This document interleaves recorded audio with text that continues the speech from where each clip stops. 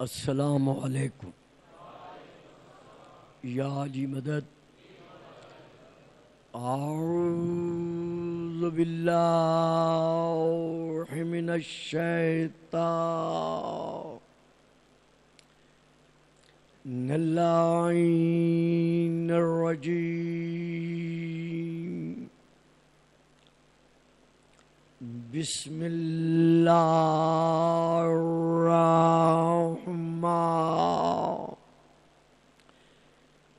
الرحیم الحمد للہ الذی جعل لیلۃ القدر خیرا من الف شہر والشکر للہ الذی جعلنا من اہل لیلۃ القدر والصلاۃ والسلام علی معدن فیوزات لیلۃ القدر محمد المبعوث صلوات.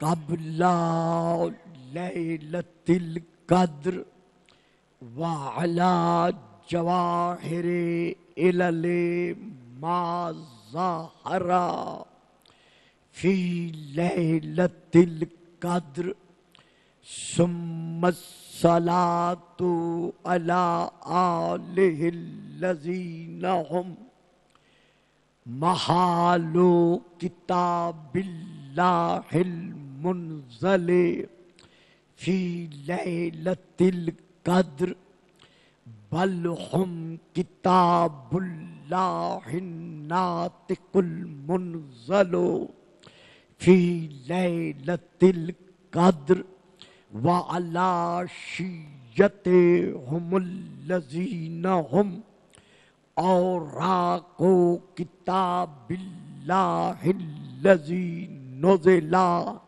فی لیلۃ القدر لاقتباسہم المعارف من مشکات لیلۃ القدر.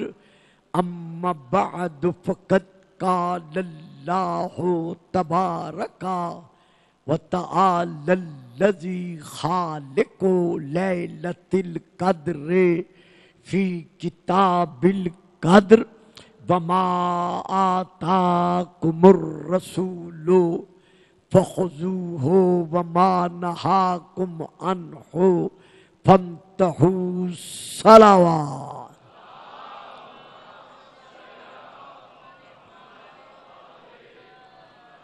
نعرہ تکبیر، نعرہ تکبیر، نعرہ رسالت، نعرہ رسالت، نعرہ حیدری، نعرہ حیدری. حسینیت، حسینیت، یزیدیت، یزیدیت. بآواز بلند صلوات.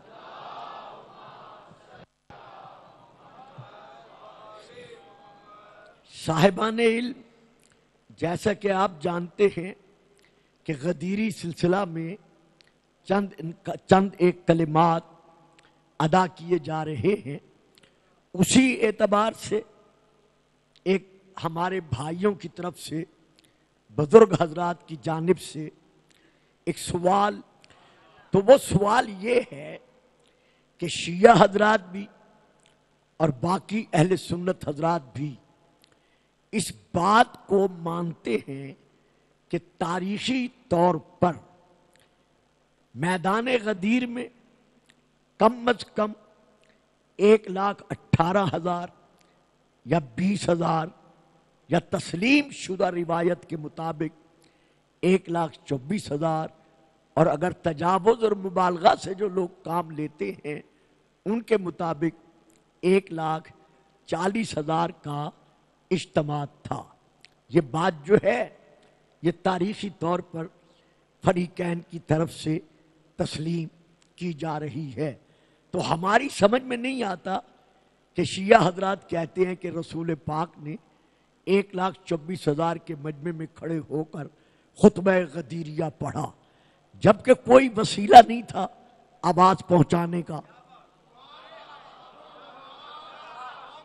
یعنی یہ تو مانی ہوئی بات ہے کہ مجمع جو تھا میدان غدیر میں وہ 1,40,000 یہ غلب ہے، اور 24,000 اور اس سے نیچے کی روایات جو ہیں وہ تاریخ میں دونوں کے ہاں موجود ہیں۔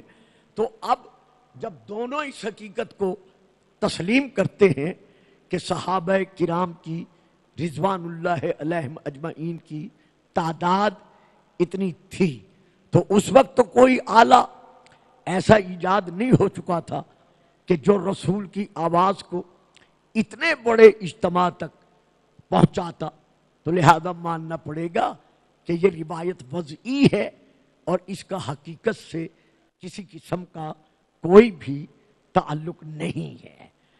ہم یہاں پر باقی جوابات کے ساتھ ساتھ، چونکہ آج مجھے کچھ تھوڑا سا رخ اور بھی لینا ہے، باقی جوابات کے ساتھ ساتھ ہم مختصراً اس کا جو جواب دینا چاہیں گے وہ یہ ہے کہ تمام اہل شیعہ اور تمام اہل سنت، ہمارے بزرگ، ہمارے بھائی، جو رسول کی معراج جسمانی کے قائل ہیں، توجہ فرمائی آپ نے، ہمارے وہ صاحبان اسلام بزرگ اور صاحبان اسلام بھائی، اسلامی بھائی، جو رسول کی معراج جسمانی پر عقیدہ رکھتے ہیں، ایمان رکھتے ہیں، وہ اس بات کے قائل ہیں کہ شب معراج چوتھے آسمان پر بیت المعمور میں رسول نے امامت کراتے ہوئے تمام انبیاء کو نماز پڑھائی۔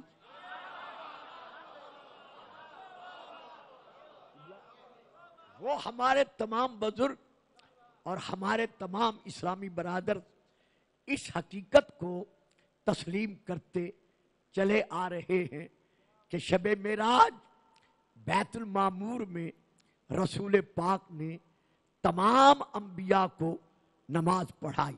یہاں ایک فکرہ دیتا ہوں، رکوں گا نہیں۔ بابا اگر نبی وصال کے بعد مر جاتے ہیں تو مردہ پہ نماز پڑھائی جاتی ہے، مردہ نماز پڑھتا نہیں۔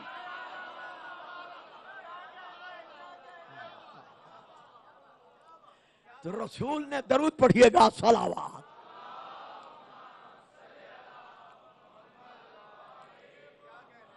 تو رسول نے ان انبیاء کو نماز پڑھائی، اور اس کے علاوہ جو فرشتوں کی تعداد لکھی گئی ہے، کچھ نے لکھا ہے کہ آسمان چہارم کے سارے فرشتے تھے، اور کچھ نے لکھا ہے کہ نہیں، آسمان اول سے لے کر مقام کعبہ قوسین او ادنا تک جتنے بھی فرشتگان ہیں وہ سب کے سب صف در صف رسول کائنات کے پیچھے نماز پڑھنے والے تھے۔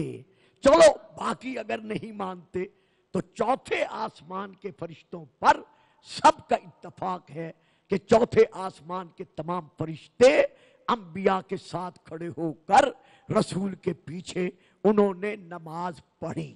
اب جب انہوں نے نماز پڑھی تو نماز کے بعد، میں اس پہ نہیں رکتا کہ نماز پڑھی تو انہوں نے رسول کی آواز بھی سنی۔ رسول جو نماز پڑھا رہے ہیں، رسول جو امامت کرا رہے ہیں، تو جو آپ نے نماز پڑھی ہے، جو سلام پڑھائی ہے اور خود پڑھی ہے اور سلام ادا کیا ہے، تو انبیاء کی تعداد کتنی تھی؟ 1,00,000 1 کم 24,000۔ تو تمام انبیاء نے رسول کی آواز سنی، تمام فرشتوں نے رسول کی آواز سنی۔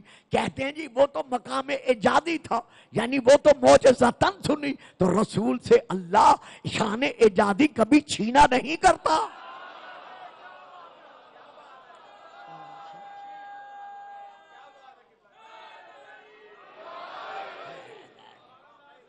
بڑی مہربانی، بہت شکریہ، درود پڑھیں، صلوات۔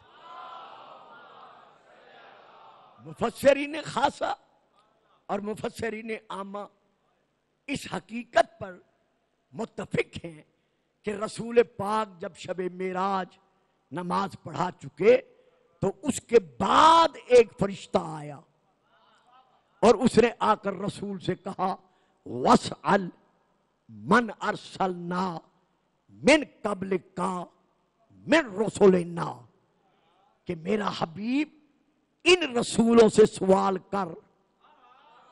واہ، دیکھیے وہ سوال ذہنوں میں رہے چونکہ مجھے آگے بڑھنا ہے۔ میرا حبیب ان رسولوں سے سوال کر جو تجھ سے پہلے رسول بنا کر بھیجے گئے، تو اب اللہ کا ہے حکم ان سے سوال کر، تو یقیناً ماننا پڑے گا۔ اور مانا ہوا ہے کہ رسول نے سوال کیا ہے۔ جب رسول نے سوال کیا ہے تو کون سا آلہ تھا آواز پہنچانے والا؟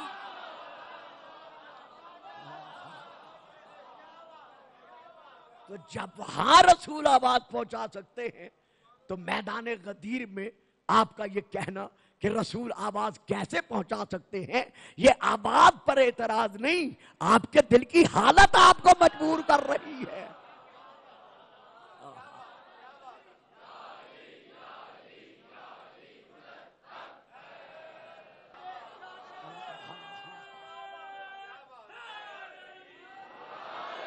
نہیں صاحب نہیں، جس طرح میں نے جواب پیش کیا ہے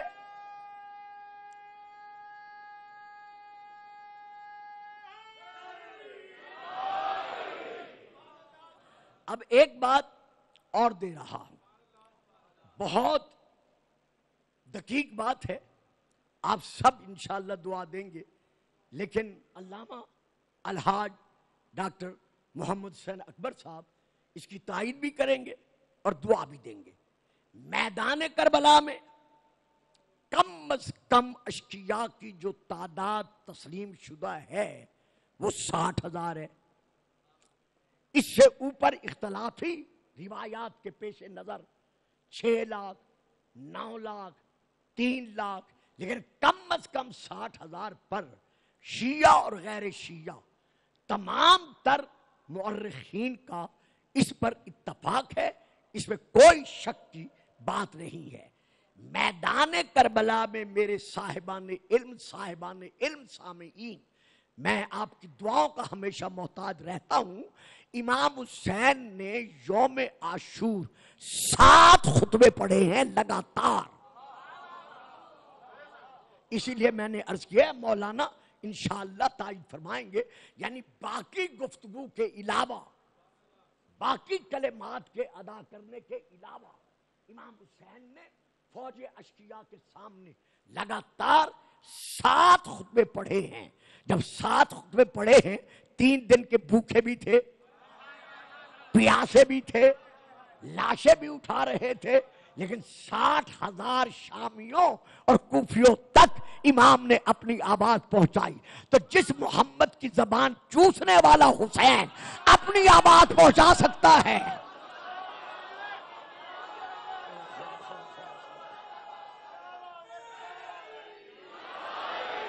تو میرے رسول کا یہ آواز پہنچانا ایک معجزاتی عمل ہے جس سے انکار نہیں کیا جاتا۔ رسول کے اس معجزاتی عمل کو صرف عمل کی حد تک مت دیکھیں، بلکہ اسے آئیے قرآن کی طرف، سورہ نمبر 4 کی طرف۔ اللہ ارشاد فرما رہا ہے قَدْ جَاءَكُمْ بُرْحَانٌ مِّن رَبِّكُمْ وَأَنزَلْنَا إِلَيْكُمْ نُورًا مُبِينًا، کہ ہم نے تمہاری طرف ایک برہان بھیجا۔ قَدْ جَاءَكُمْ بُرْحَانٌ مِّن رَبِّكُمْ، تمہارے رب کی طرف سے تمہارے پاس ایک برہان آیا۔ وَأَنزَلْنَا إِلَيْكُمْ نُورًا مُبِينًا، اور اس برہان کے ساتھ ساتھ بلا فصل ہم نے ایک نور بھی بھیجا۔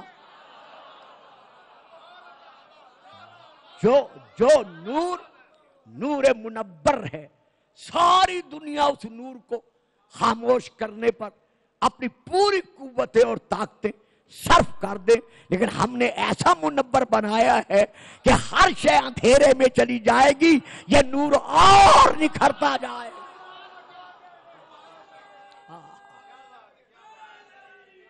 قرآن الناطق حضرت امام الصادق امام ابن امام صادق علیہ السلام کے ایک صحابی ہیں، یہ شواہد و تنزیل میں بھی ہے، یعنی صرف بچہ بیٹا سر اٹھاؤ میرے چاند، شاباش شاباش جیتے رہو، ہم بیٹا یہاں سر جھکانے نہیں آتے، اٹھانے آتے ہیں۔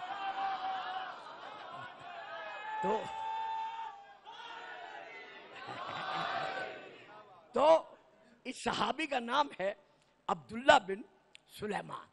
اس نے حضرت امام پاک کی بارگاہ میں عرض کیا کہ مولا یہ جو آیت ہے قَدْ جَاءَكُمْ بُرْهَانٌ مِّن رَبِّكُمْ، اس سے مراد کون ہے؟ کیونکہ آپ سے تفسیر لینی ہے۔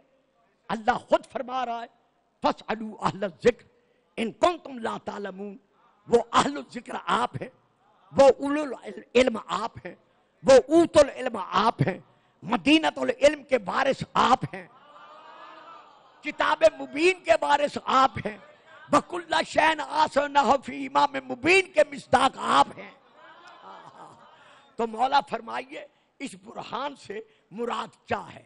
اور اس کے بعد جس نور کا ذکر کیا گیا ہے، اس نور سے مراد کون سی ذات مبارکہ ہے؟ تو میرے امام پاک نے جواب دیا البرہان محمد الرسول اللہ والنور علی۔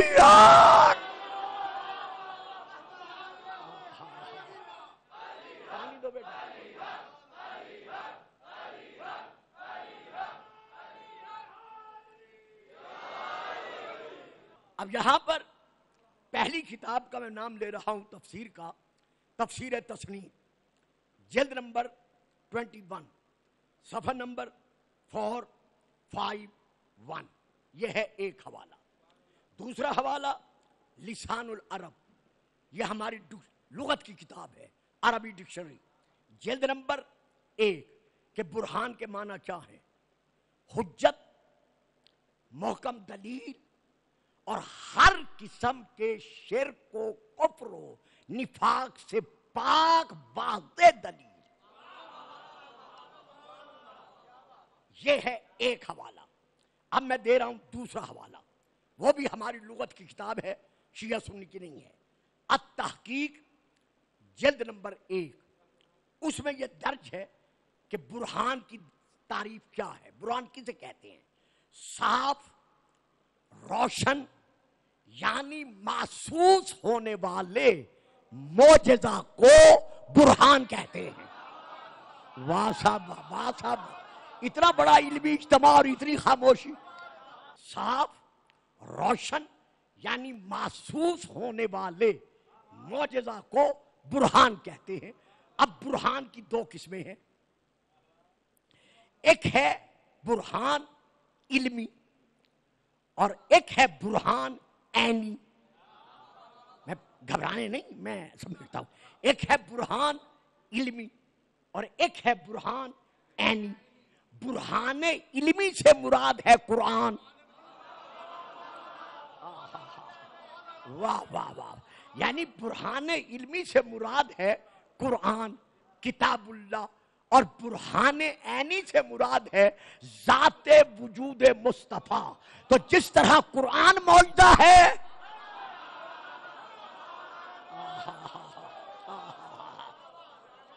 اللہ اکبر، جس طرح قرآن معجزہ ہے، اسی طرح ہمارا رسول لباس مثل بشریت میں چلتا پھرتا وجود معجزہ ہے۔ ہوں اگر برداشت کر لو تو میں فکرہ دس دیا، رسول بھی معجزہ، قرآن بھی معجزہ، لیکن ان دونوں معجزوں کو معجزہ منوانے والا کانا علی معجزۃً۔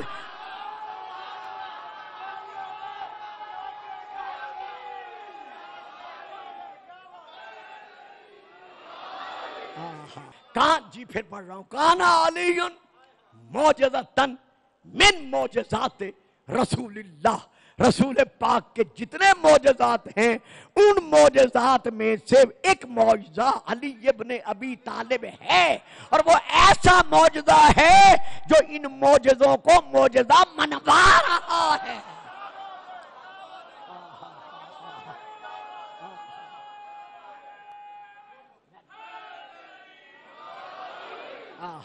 نبی اللہ، رسول اللہ، امام منصوص من اللہ اور قرآنی ولی اللہ اپنے آپ کو منوانے کے لیے اور اللہ کی توحید تسلیم کروانے کے لیے جو خارق العادہ یعنی خلاف فطرت، خلاف عادت کام کر کے دکھاتے ہیں، اسے کہتے ہیں معجزہ۔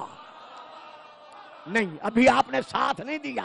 وَالشَّمْسُ تَجْرِي لِمُسْتَقِرٍ لَهَا ذَلِكَ تَقْدِيرُ الْعَزِيزِ الْعَلِيمِ، سورج اللہ کی مقرر کردہ تقدیر کے مطابق مشرق سے نکلتا ہے، مغرب میں ڈوبتا ہے، یہ اس کی فطرت ہے، اور اگر کوئی اشاروں سے تو خلاف فطرت، خلاف عادت، خارق العادہ، لیکن یہاں ایک بات ذہن میں رہے کہ وہ خلاف عقل نہ ہو، تو ایسا کام کر کے دکھانا اسے کہتے ہیں معجزہ، اور جو دکھاتا ہے اسے کہتے ہیں معجز نما۔ تو اب سورج کا مشرق سے نکلنا اور مغرب میں ڈوبنا یہ اس کی فطرت میں شامل ہے، لیکن اگر کوئی پلٹا دے، چاند کا اپنے سفر پر منزلوں کے اعتبار سے جاری و ساری اپنے سفر کو رکھنا یہ اس کی فطرت میں شامل ہے، لیکن زمین پر رک کر کوئی اشارے سے اس کے سفر کو روک کر دو شکروں میں تقسیم کر کے دکھا دے،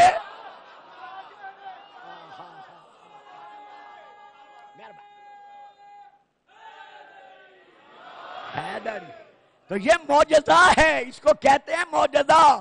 بڑا آسان فکرہ ہے، اگر کوئی مذکر کو مؤنث اور مؤنث کو مذکر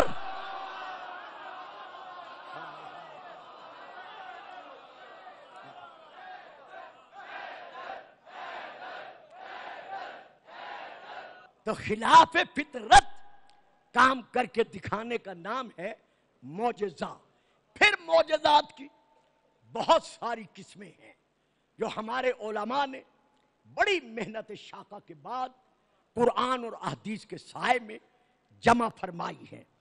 ان معجزات کی قسموں میں سے ایک قسم یہ بھی ہے کہ ایک موجودہ شے سے اس کے مزاج فعلی کو دوسری شے کے ساتھ مزاج فعلی میں بدل دینا، یہ معجزہ ہے۔ یہ ہے لکڑی، یہ ہے نباتات میں سے، یعنی نباتات میں سے ہے نا، یعنی درخت میں سے، یہ ہے نباتات میں سے۔ اب اس کا مزاج فعلی کیا ہے؟ نہ یہ سنتی ہے، نہ یہ بولتی ہے،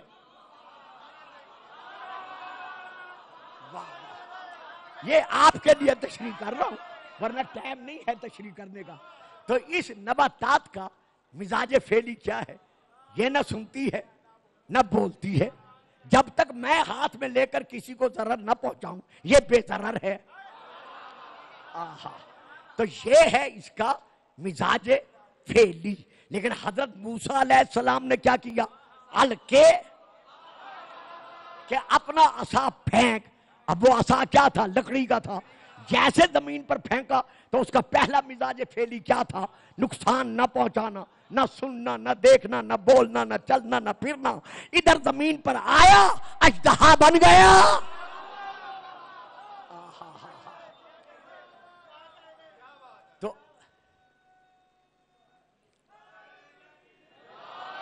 تو اب اس کا مزاج فعلی بدل گیا۔ پھر جیسے موسیٰ نے اٹھایا وہ اپنے پہلے والے مزاج فعلی پر بدل آیا، تو آ گیا، واپس آ گیا، تو اسے کہتے ہیں معجزہ۔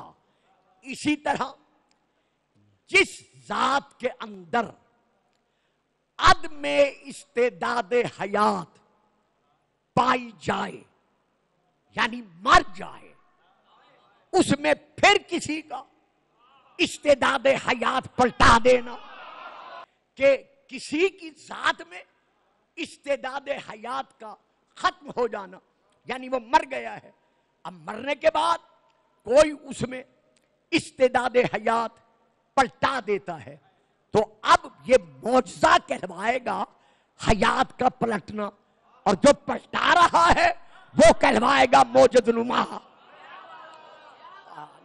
نہیں صاحب نہیں، آپ جانتے ہیں کہ میں آپ سے بہت کچھ دعاؤں کی توقع رکھتا ہوں۔ حضرت ابراہیم علیہ السلام نے کیا کیا تھا؟ ابراہیم پکڑ 4 پرندے، فخذ اربعۃ من الطیر فصرہن ثم الیک، ان کو پکڑ کر ذبح کر اور ان کو پہاڑوں پہ پھیلا دے۔ کبا، مور، مرغ، کبوتر، یہ 4 پرندے جناب ابراہیم نے پکڑ لیے۔ اللہ جانے کیا فلسفہ تھا، نبی تھا نا، میں تو کچھ نہیں کہہ سکتا، حلال اور حرام ملا دیے۔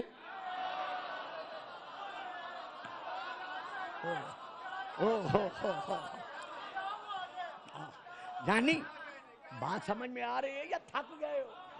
اچھا، 2 پرندے حلال، 2 پرندے حرام، نبی جانے اور ان کا کام جانے، میں تو اس پہ نہیں بول سکتا۔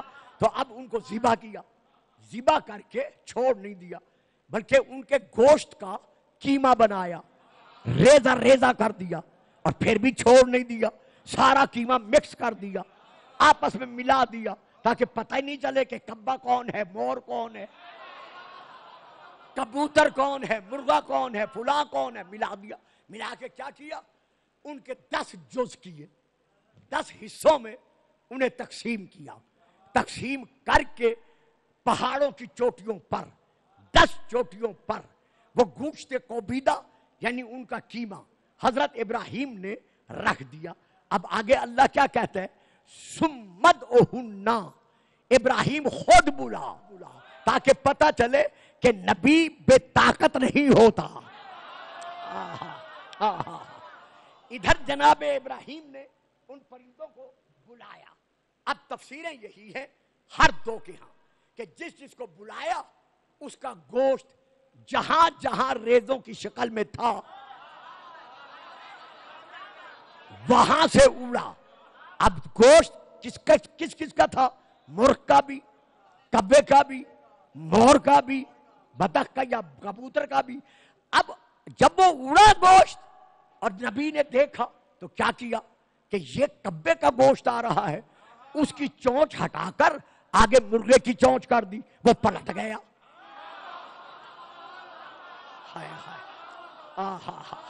اس کے سامنے مرغے کی چونچ کر دی، وہ پلٹ گیا۔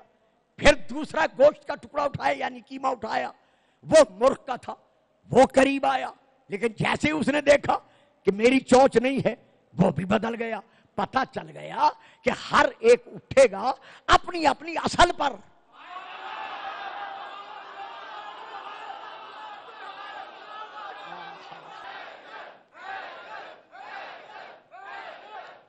جیو سلامت رہو۔ تو اب آپ نے ہر ایک کی چونچ کو بدلا، لیکن ہر ایک پہنچا کہاں؟ اپنی اصل تک۔ تو ذبح بھی خود کیا تھا، قیمہ بھی خود بنایا تھا، بلا بھی خود رہے ہیں۔ معلوم ہوا یہ معجزہ بھی ہے اور ابراہیم موجد نما بھی ہے۔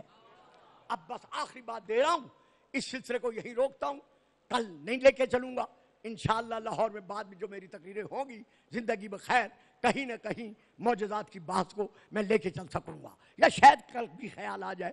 تو یہاں پر میں بس آخری بات دینا چاہتا ہوں، جب جناب سلمان انتقال فرمانے لگے مدائن میں، آپ کے غلام کا نام تھا زازان، زال کے ساتھ زازان۔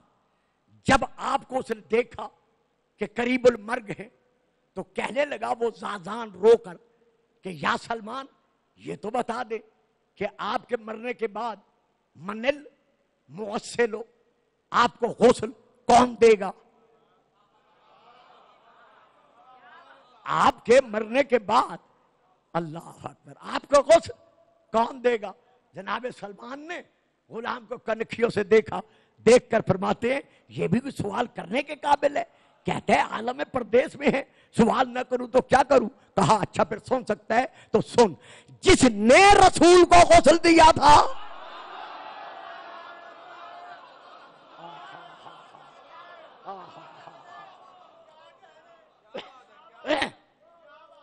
جس نے رسول کو غسل دیا تھا، غسل وصال، وہی آ کر مجھے غسل دے۔ جب یہ کہا تو زازان کہتا ہے وہ تو ہے مدینے میں، آپ ہیں مدائن میں، جب آپ وہ مدینے میں ہے، آپ مدائن میں ہیں تو وہ آپ کو غسل کیسے دے سکتا ہے؟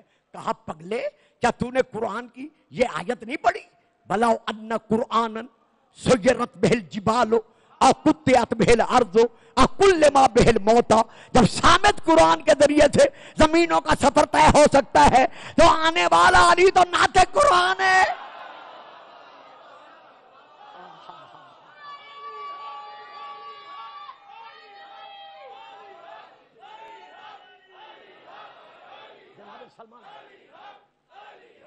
آنے والا تو ناطق قرآن ہے۔ اب جناب سلمان اسے کہتے ہیں سن، جب میری آنکھیں بند ہو جائیں گی اور تو میری ریش مقدس میں، آپ کی ریش مقدس کافی بڑی تھی، جب تو میری ریش، ذاکر تو خیر پڑھتے رہتے ہیں کہ سیدہ کے دروازے پر تعظیم کی خاطر اسی ریش کو استعمال کیا کرتے تھے، خیر یہ بات الگ ہے۔ تو جب تو میری ریش مقدس میں ہاتھ ڈال کر میری ریش کو، داڑھی کو صحیح کر کے سنوار رہا ہوگا تو دروازے پر دق الباب ہوگا، پھر جا کر دیکھنا کہ میں بے وارث نہیں۔ بھائی الفاظ ہی ہوتے ہیں جو آپ کو لینے پڑتے ہیں، پھر دیکھنا کہ میں بے وارث نہیں۔ واہ واہ، زازان جس طرح سلمان بے وارث نہیں تھا اسی طرح ہم بھی بے وارث نہیں ہیں۔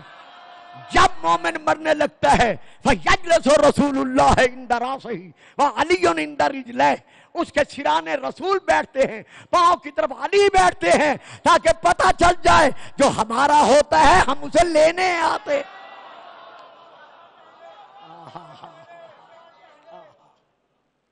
آنکھیں بند ہو گئی، زازان انتظار میں ہے، دل میں سوچ رہا ہے کہا تھا کہ علی آئیں گے، لیکن سمجھ میں نہیں آتا کہ علی کیسے آئیں گے، وہ ہے مدینے میں، یہ ہے مدائن میں۔ داڑھی درست کرنے لگا، ادھر امام نے صبح کی نماز صحابہ کو پڑھائی مدینے میں۔ اب روایت ہے جابر بن عبداللہ انصاری سے، امام نے ہماری طرف رخ کر کے کہا تمہیں اپنے بھائی کے صدمے میں صبر کرنے پر اللہ اجر عظیم دے گا۔ سب حیران ہوئے، مولا کیا کہہ رہے ہیں؟ پھر امام نے سلمان کا نام لیا، پھر کمبر کو بلایا، کہا رسول کی سواری لے آ۔ سواری آ گئی، رسول کا عصا ہاتھ میں لیا، صحاب نامی دستار جو غدیر کے میدان میں رسول نے علی کے سر پہ سجائی تھی، وہی دستار علی نے سر پر سجائی، ذوالفقار کو سنبھالا، رسول کی سواری پر سوار ہوئے، فرمایا کمبر 1 سے لے کر 10 تک گنتی کرو تاکہ ان سب کو پتہ چل جائے کہ میں ابھی مدینے میں ہوں۔ بہت بڑی بات تھی اگر آپ لے سکیں، ورنہ علی کو شمار کروانے کی کیا ضرورت تھی، تاکہ ان کو کل کو شک نہ کریں، یہ نہ کہہ دیں پتہ نہیں ہے کہ نہیں ہے۔ 1 سے لے کر 10 تک جناب کمبر نے گنتی کو شمار کیا، علی نظروں سے غائب ہوئے۔ اب زازان کہتا ہے ابھی سلمان کی ریش میں میرا ہاتھ ہی تھا کہ دروازے پر دق الباب ہوا۔ اب دل نے کہا کہ تم نے شک کیا ہے، کہیں مولا تجھے شکیوں میں نہ شمار کر دے۔ یہ سوچا دوڑ کر کہ مولا تو معاف کرنے والے ہیں، میں نے جا کر دروازہ کھولا، سامنے علی ابن ابی طالب کھڑے تھے۔ اب رکھے میرے سر پر قرآن، کتاب لے مولانا صاحب سے اور جا کر وہاں تسلی کر لیں۔ جیسے علی اندر آئے سلمان کے سرا نے فرمایا سلمان، اب یہ اگلے فکرے ہیں کہ سلمان کا جسم لرزا اور دونوں آنکھیں کھول کر سلمان مسکرایا۔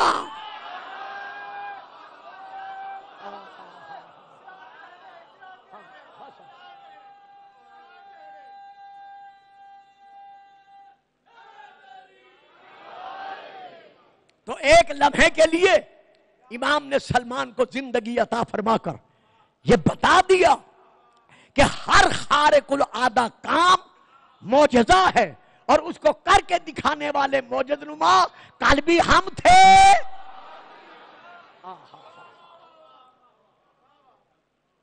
اللہ اکبر۔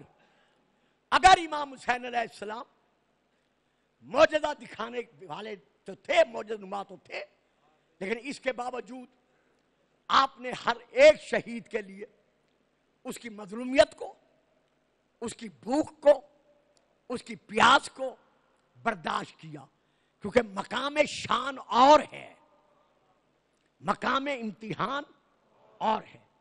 کربلا کے میدان میں یہ مقام امتحان تھا، حتیٰ کہ سیدہ رباب کا وہ صغیر 6 مہینے کا علی اصغر، میری ماں بہنوں، میرے بیٹوں، میرے بزرگوں، میرے بھائیوں، جناب رباب کی گود میں صرف 2 ہی بچے تھے، ایک شہزادہ اصغر اور ایک سیدہ سکینہ۔ ایک کربلا رہ گیا، سبحان اللہ سبحان اللہ، اور شہزادی سکینہ شام رہ گئی۔ جب امام حسین نے کربلا کے میدان میں آواز استغاثہ بلند کی، حل من ناصر ینصرنا، ہے کوئی ایسا جو مجھ پردیسی کی، مجھ مسافر کی، مجھ مظلوم الام کی مدد کرے؟ اس آواز کا گونجنا تھا، یہ ہماری مستند تاریخ ہے مقتل کی، کہ 6 مہینے کا علی اصغر جس کی آنکھیں بند تھی، منہ کھلا ہوا تھا، نہ میں جلدی نہیں کرتا، بڑے آرام سے چند منٹ پڑھتا ہوں جی، میں پھر کہہ رہا ہوں 6 مہینے کا رباب کا علی اصغر جس کی آنکھیں بند تھی، منہ کھلا ہوا تھا، زبان تالو سے چمٹی ہوئی تھی، گردن ایک طرف لٹکی ہوئی تھی۔ جیسے بابا کی آواز کانوں پر پڑی، وہیں سے اشاروں میں کہا، بابا تیرا سپاہی حاضر ہے۔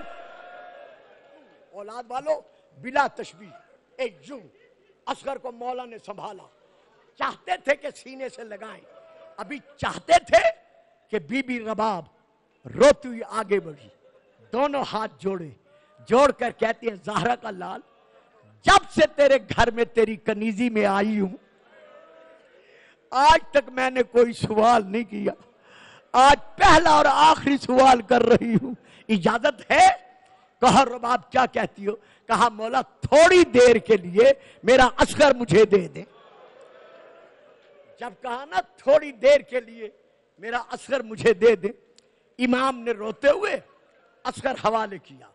اب بی بی نے ایک ہاتھ پر اصغر کو رکھا، اپنے خیمے میں آئیں، جو پارچہ جات والا بی بی کا صندوقچہ تھا، اس صندوقچے کو کھولا، صندوقچے کو کھول کر ایک سفید کپڑا نکالا، سفید کپڑا نکال کر اصغر کے چھوٹے سے جسم پر سفید کپڑا لپیٹنا شروع کیا، لپیٹتی گئی، جب پاؤں تک لپیٹ چکی، رو کر اصغر کے کان پہ منہ رکھا، منہ رکھ کر کہتی ہے، میرا لال ماں کفن پہنا رہی ہے۔ اصغر ماں کفن پہنا رہی ہے، میرا لال، میں سیدانی نہیں ہوں، میں بیگانی کف کی ہوں، جب تیر آئے گردن نہ ہٹانا، مجھے دادی زہرا سے شرمندہ نہ کرنا۔ بس رونے والوں، حسین اصغر کو لائے، یوں پہلے ابا کے دامن میں تھے، سینے سے لگے ہوئے تھے، جب فوج اشقیاء کے سامنے آئے، ابا کا دامن ہٹایا، اصغر کو یوں ظاہر کیا، ظاہر کر کے کہا، شامیو، کوفیو، ان لم ترحمونی، اگر تم مجھ پر رحم نہیں کھاتے تو اس صغیر کا جرم کیا ہے؟ اس پیاسے بچے کی خطا کیا ہے؟ مجھے 2 گھونٹ پانی دے دو تاکہ میں اس بچے کو پلا سکوں۔ ہر طرف سے کہے لگے، کسی نے جواب نہیں دیا۔ امام فرماتے ہیں، اچھا اگر مجھے نہیں دیتے تو لو میں اصغر کو تمہیں دے دیتا ہوں، اسے 2 گھونٹ پانی پلا دو۔ پھر بھی جواب نہیں ملا۔ فرمایا اگر تم بھی ہاتھوں پر لے کر اسے پانی پلانا گوارا نہیں کرتے، گو میرا دل قبول تو نہیں کرتا، لیکن پھر بھی میں رباب کے پھول کو ریتے گرم پہ سلا دیتا، تم اپنے ہاتھوں سے پانی پلا دو۔ اور رونے والوں پھر بھی جب جواب نہ ملا، اب امام نے کیا کیا، ایک یوں ہاتھوں پر، دونوں ہاتھوں پر علی اصغر کو بلند کیا، چاروں طرف دکھا کے کہا ظالمو ذرا دیکھو تو صحیح، یتلذا، اس کی زبان کس طرح اس کے تالو کے ساتھ چمٹی ہوئی ہے، اس کے لب کھول نہیں رہے، آنکھیں بند ہیں، گردن ایک طرف لٹکی ہوئی ہے۔ یتلذا کی حالت کیا ہوتی ہے؟ جن کے گھروں میں چھوٹے چھوٹے بچے ہیں وہ جانتے ہیں، میں نے بھی کئی مرتبہ اپنے گھر میں یہی دیکھا ہے کہ جب چھوٹے بچوں کی ماں اپنے بیٹے کو پہلو میں سلاتی ہے تو وہ بیٹے کے ساتھ چمٹ کے نہیں سوتی، بلکہ چارپائی کے پلنگ کے ایک طرف ہو کے سوتی ہے کہ کہیں سونے کی حالت میں میرا ہاتھ بچے کے جسم پر نہ لگ جائے، اتنا احساس ہوتا ہے بچے کا۔ تو یتلذا کی حالت کیا ہوتی ہے کہ جب بچے کو پیاس لگتی ہے تو وہ پہلے سامنے دیکھتا ہے ان برتنوں کی طرف جن سے اسے ماں پانی یا دودھ پلاتی رہتی ہے۔ اگر کوئی برتن اسے سامنے نظر نہ آئے تو پھر بچہ بستر پر یا زمین پر جہاں ہوتا ہے اپنے ہاتھ پاؤں مارتا ہے، پھر بھی اگر کوئی اس کی طرف متوجہ نہ ہو تو اب بچہ رونے لگتا ہے، پھر بھی کوئی خیال نہ کرے تو اب وہ چیخیں مارتا ہے، جب وہ چیخیں مارتا ہے پھر بھی کسی کو خیال نہ آئے تو اب اس کی گردن لڑکتے لڑکتے لڑکتے ایک طرف جھک جاتی ہے۔ اسے کہتے ہیں عالم یتلذا۔ حسین کہتے ہیں ظالمو دیکھو تو صحیح کہ اس کی حالت کیا ہے، کتنا پانی پی لے گا، اس کی دادی کے حق المہر کا پانی ہے۔ یہ امام نے پوچھا تھا۔ اللہ آپ کو سلامتی دے، میں نے اکثر پیاسے بچوں کو دیکھا ہے کہ جب پیاسا بہت پیاسا بچہ ہو اور پانی پلانے والا کوئی نہ ہو اور اس کی پیاس کو ختم کرنے کے لیے کوئی قریب بیٹھا ہو، وہ کیا کرتا ہے، اپنا رومال اپنا دامن پانی میں ڈال دیتا ہے، پانی میں ڈال کر جب اسے نکالتا ہے 2 گھونٹ پانی کے وہ اس کے منہ میں نچوڑ دیتا ہے، بچے کی پیاس ختم ہو جاتی ہے۔ ہائے اصغر، ادھر امام نے پانی مانگا، ادھر 3 نوکوں والا تیر،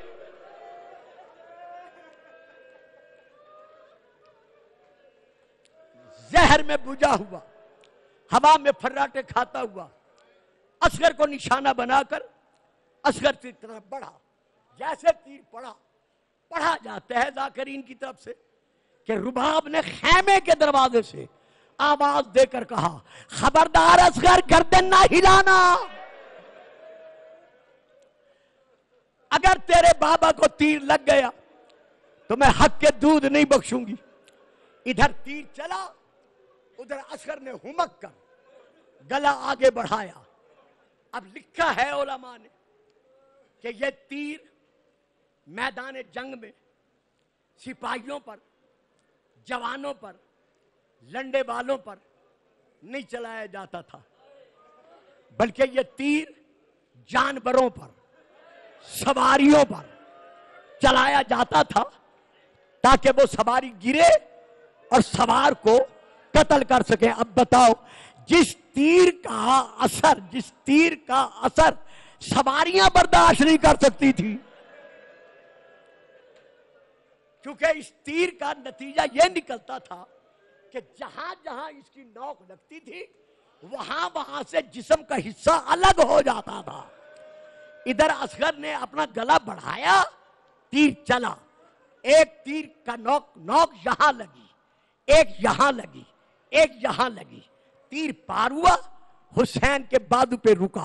حضرت علامہ سید مہدی لکھنوی اپنی کتاب شہزادہ علی اصغر اس میں لکھتے ہیں کہ ابھی یہ تیر کھا کر بابا کے ہاتھوں پر اصغر تڑپ رہا تھا یا اس وقت حسین بن تمیم ملعون نے ایک زہر میں بجھا ہوا تیر اصغر کے لبوں پر مارا. ہائے ہائے ہائے ہائے. لبوں پر جب تیر لگا اب اصغر کی چیخ نکلی.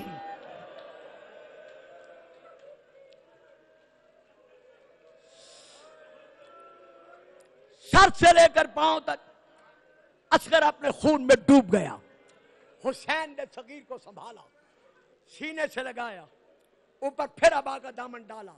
حضرت علامہ عباس عزیزی یہ رائٹر ہیں, زندہ ہیں قم شریف میں, انہوں نے لکھا ہے ادھر حسین لے کے چلے, ادھر بیبیاں جو دروازے سے دیکھ رہی تھی خیمے سے باہر آئیں تاکہ اصغر کو لے سکیں, استقبال کریں. جیسے اصغر قریب آیا سب سے پہلے سکینہ بڑھ کر کہا بابا پانی پی لیا ہے؟ میرا بھیا سیراب ہو گیا.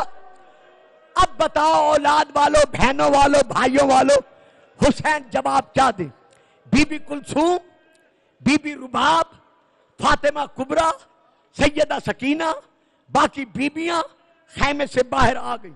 جواب دینے کی بجائے حسین نے کیا کیا؟ اصغر کے جسم سے ابا کا دامن ہٹایا تو اصغر نظر نہیں آیا, خون نظر آیا. بیبیاں چیخیں مار کر روئیں. حسین دو زانو ہو کر زمین پر بیٹھے, خنجر کے ساتھ امام نے چھوٹا سا گڑھا کھودا, قبر بنائی. قبر بنا کر اصغر کو امام نے اولاد والوں سلایا. سلا کے امام نے کیا کیا؟ اپنے ہاتھوں سے چاہا مٹی ڈالے, لیکن رباب پر نظر پڑی. آواز دے کر کہتے ہیں رباب, رباب تیرے گوہر نایاب کو سلا تو میں نے دیا ہے, اب اس پہ مٹی تو ڈال.